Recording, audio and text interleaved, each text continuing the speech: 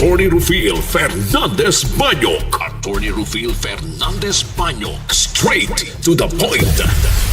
O karon, ania ang inyong anchorman. Non inimposumos aliquid adversus veritatem sed pro veritate.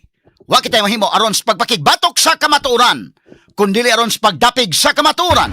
Straight to the point. Luzon, Visayas ug Mindanao, Pilipinas, ug sa katawhan kutob sa mabot sa tong Sibya sa tibuok kalibutan via internet. Maayong buntag ug kumusta live gikan sa Queen City of the South, Cebu City, Philippines. Welcome nining atong tulumanon ug inyong tulumanon. Straight to the point. Kini lang gyapon sa kalagad sa kahanginan sa kasamang Rufil Fernandez Banyok. Mao'y paday makiguban kaninyo nining laing adlaw sa atong pagpakigbisog. Adlaw karon mahigala nga Lunes, pizza na. Buwan mahigala sa Agosto tuig 2026. Straight to the Sa point. gihapon hatagan tagpagtagad ang mga issues nga may labot ng lungsod. Nagbagang mga expose, naguna mga reports. Dinhi lamang gihapon mga higala sa atong pagaban-uban nining atong tulumanon ug inyong tulumanon. Straight to the point. Nagunas to may skutaran karong nga buntaga mga kigsunan. Pag-asa dunay gibantayan nga tropical storm gawa sa nasod southwest monsoon o hanging habagat maoy makaapektar sa dakong bahin sa Luzon o giguman sa Visayas karong adlaw. Straight to the point. Katanig pagtagad do buntaga mahigala sa atong pamanuban nining atong kahimtang sa panahon. Subay nini halapad nga pagbaha na sinati sa kapin o 180 ka mga lugar didto sa Luzon area. Straight to the point. Grabe mga sukit tig paminaw no. Ubay-ubay ni mahigalang gipangbahaan.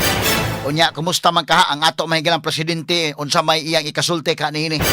Lakip na mga congressmen hashtag gani mahigala ang distrito ni Congressman Jervelo Istro.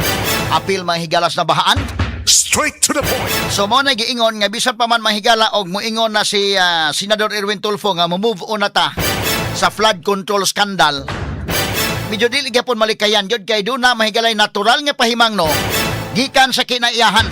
Straight to the point. Una nga kung magsige mahigalang impeachment, hala sige lang impeachment. Pero unsaon ta man niron nga ni naman ta musuod naman ta mahigala padong sa Bermans. Agosto pa lang gani mahigala ni naman ang mga pagbabaha. Naturalmente lamang nga mahinumdom ang mga tao unsa ang mas labing dakong problema o mahinumdom ang mga tao sa unsa ang labing dako mahigala nga iskandalo sa korupsyon sa history sa Pilipinas. Straight to the point. At nagpagtagad butaga mga kahigalaan sa atong pabanuban nining atong tulumanon ug inyong tulumanon. Straight to the Hasta point. ganitong CBCP News Inday Maris, ha? Purbida ang simbahan mahigala bida. Grabe gyud nga gibahaan. Straight to the At sa point. ning tagapagtagad butaga sa atong pagbanuban nining atong tulumanon ug inyong tulumanon. Straight to the point. Samtang dinhi sa ato gipahigayon nga Ironman 70.3. Lapu-lapu nagmalampuson mahigala kagahapon nga adlaw og ni dominar nga mga mananaog mao ang mga langyaw nga mga atleta nga nisalmot sa maong kalihukan. Straight to the Ang point. Ironman nagatubang og mga hagit atol sa kalihukan human na sinati ang kakusog nga hangin nga nakaapektar sa swim course sa mga atleta. Straight to the point. Tungod sa grabing kakusog sa hangin ug apektado mahigala ang bawod ninis kadagatan. Mihimo og kausaban ang mga organizers sa maong sporting event. Din gipamubo na ang swim course ngadto sa 1 ka kilometro alang sa age group athletes. Straight to the point. Tanigpagtagad butaga sa mga higala sa atong pagwan-uban nining atong tulumanon ug inyong nga tulumanon. Straight to the point. Samtang dugang mga balita ang Commission on Elections kung kumilik andam na alang sa barangay ug iska election sa Nobyembre 2 karon tuiga.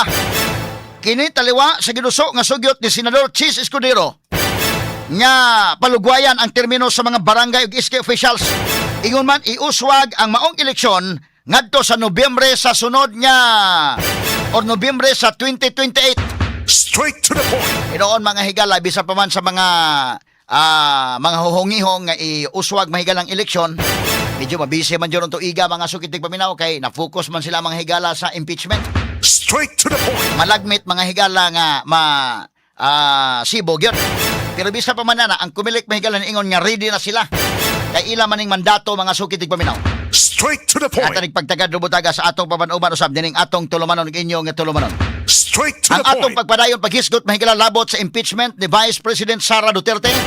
Og karong hapon mahigala ipadayon mga kaigalaan tong ilang witness nga gipresentar nga tagakuha og matod pa usab mga kaigalaan dunay posibilidad nga kanhi Special Disbursing Officer kon SDO sa Office of the President o ginguman sa DepEd ipaabot nga ipresentar usab sa House Prosecution Panel ngadto na sa witness stand karong adlaw subay sa pagpadayon sa impeachment trial ni Vice President Sara Duterte.